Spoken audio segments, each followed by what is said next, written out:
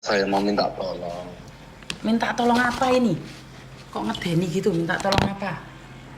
Oh, istri saya kan di Taiwan nih. Terus? Nah, ini mulai bulan Juli itu memang dari bulan mulai Lebaran itu mulai berubah ya.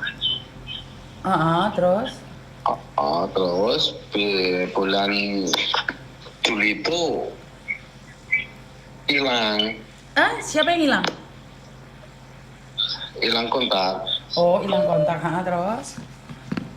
Ah, saya telepon agennya, katanya kabur. Aduh. Terus? Nah, habis itu nomor saya sama agennya diblok. Tuh. Oke. Mbak, Mas sampean ngrungokno YouTube-ku pateni dikit Mas, YouTube-ku Mas. Nggih, minta paten di situ. Suarane mantul kali ya? Nah, wis. Istrimu berapa lama di Taiwan? 2 tahunnya bulan 11 nanti. 2 tahun ke Taiwan, terus hilang, kamu cari di agentnya, kata agentnya ini binimu kabur. Tapi nomornya agent juga diblok dari kamu. Terus? Ya, saya diblok sama agennya. Nah, habis itu saya kan nggak bisa kontak nih ya. Saya waktu masih bisa hubungin, saya anaknya kan sering sakit-sakitan. Yang kecil perempuan. Sampai rekaman nangisnya anaknya waktu itu saya kirimkan ke ibunya, tetap aja nggak ada respon gitu loh. Terus? Nah, saya kan jadi bingung nih, sampai sekarang belum ada kabar sama sekali, nggak pernah nelpon, WA-nya pun sudah keluar dari akun WA.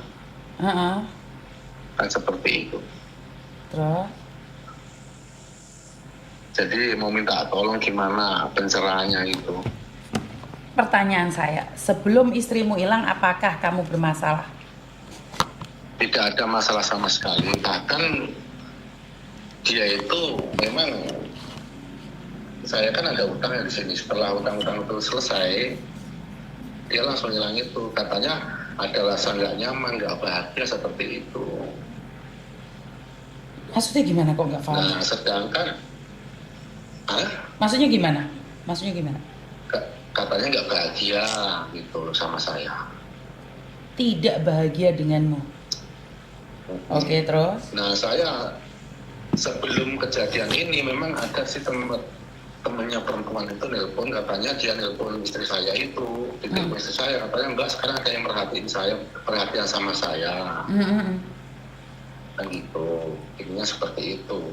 Sedangkan saya itu, anak-anak saya yang udah SMA juga, yang laki itu, tiap hari, tiap pagi, tiap kapan selalu, lagi apa bu, sudah apa bu, udah makan belum, itu perhatian itu lebih seperti itu. Saya sering kasih perhatian ke dia. Saya juga nggak pernah loh intinya minta, saya minta kiriman ini nggak pernah, bisa dicek di WA saya. Oke. Kan seperti itu. Bahkan mulai bulan 5 sampai bulan Juli itu memang masih kirim ya. Tapi 1 juta terus seperti itu. Alasannya untuk ini seperti itu. Nah, terakhir kirim 1.985.000 itu bulan Juli. Itu.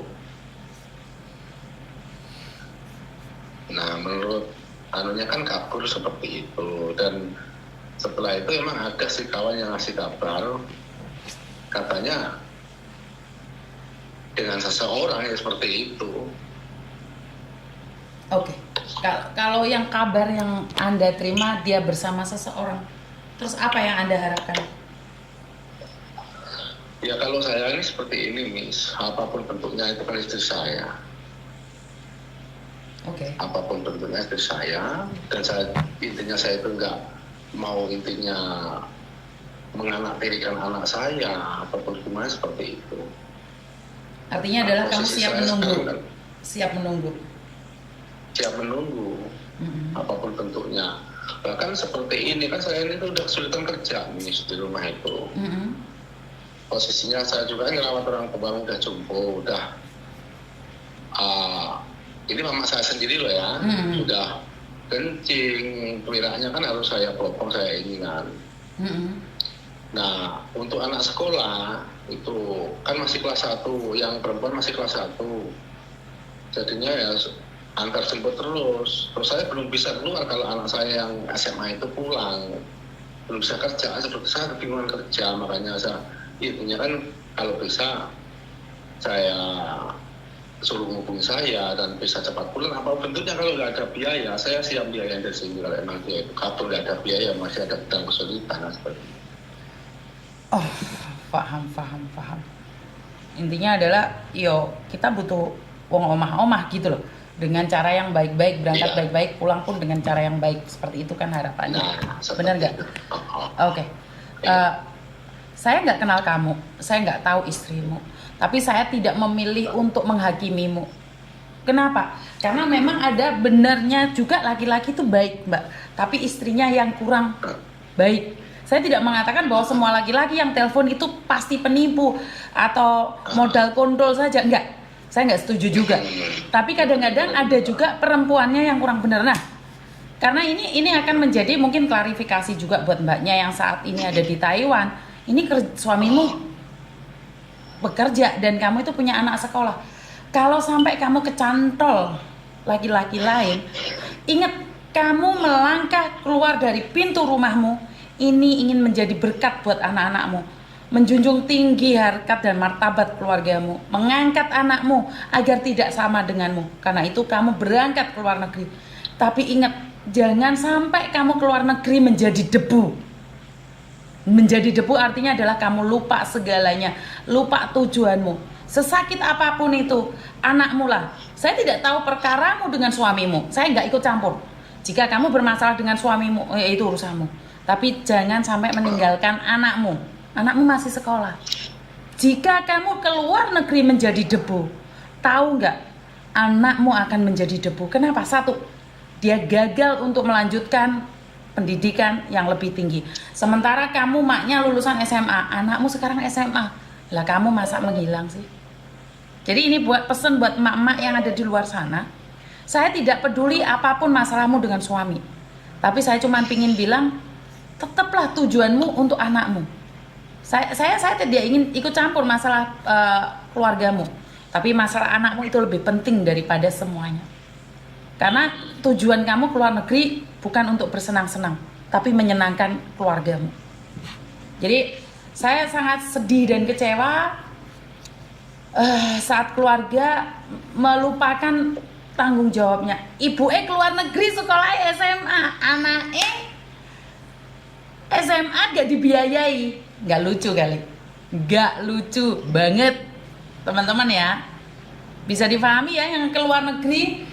Saya tidak tahu masa lalumu, saya tidak akan menghakimi. Tapi anakmu adalah tanggung jawabmu. Saya nggak ngerti ya Mas ya, karena mungkin kamu ada bentrok lah, namanya suami istri itu pasti. Tapi kalau anak kan enggak. Kalau masalah bentrok, Miss, memang saya itu nggak pernah bentrok sama sekali ya. Memang suatu ketika kebetulan kan messengernya itu masih ada di HP saya yang rusak dulu ya. Jadi ini ngobrol masalah messenger ya.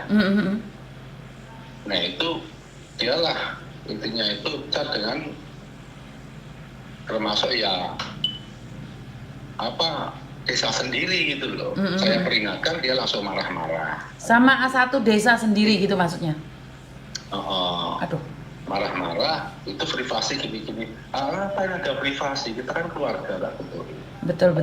Tapi itu udah selesai ya. Itu udah setahun yang lalu, Miss, baru berapa bulan di sana loh itu. Oke.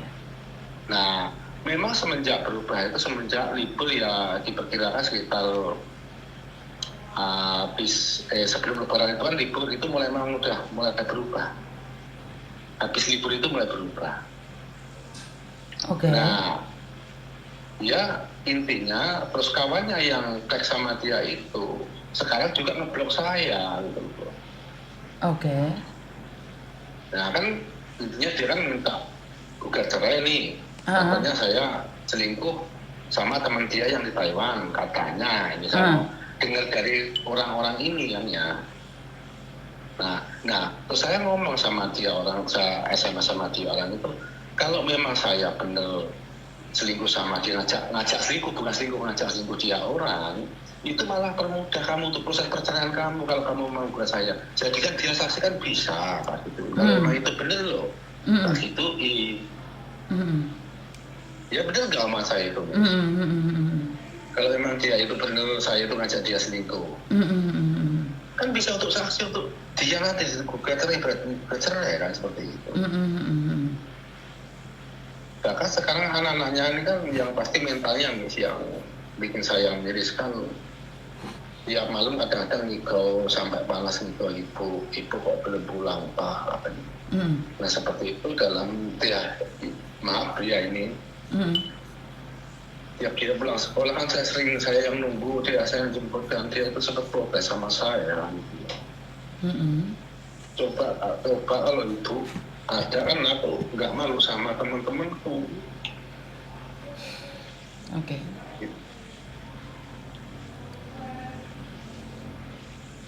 Ya mudah-mudahan dia orang dengan omongan saya sekarang saya bel untuk nomor biasa aja nggak mau angkat sama sekali. Ya sudah nggak masalah, yang penting dia akan menikah sama anak. Saya itu sebenarnya ya, untuk kebebasan dia, kamu di situ bebas mau ngapain terserah. Saya pun nggak tahu. Kalau kamu ingin tahu kabar saya yang di Indonesia, kamu sedetik ini pun, kapanpun kamu bisa dapat kabar dari orang-orang terdekat saya, orang-orang lingkungan saya. Tapi kalau saya ke situ, nggak mungkin bisa dapat kabar kamu, entah kamu gimana. Siap. Kan seperti itu. Siap. Intinya adalah kalau ada masalah dengan suami jangan sampai melibatkan anak, itu aja ya Mbak ya. Kamu SMS-an sama tetanggamu itu privasimu, tapi mana ada suami istri terus SMS-an sama orang lain, nggak lucu sekali.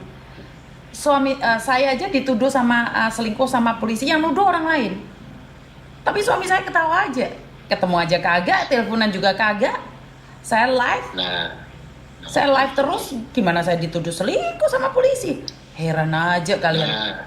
Ampun dah. Terakhir saya hubungin ya, itu tanggal 31 Juli. Ya. Nah posisi dia tak suruh video call tapi keadaan sepi.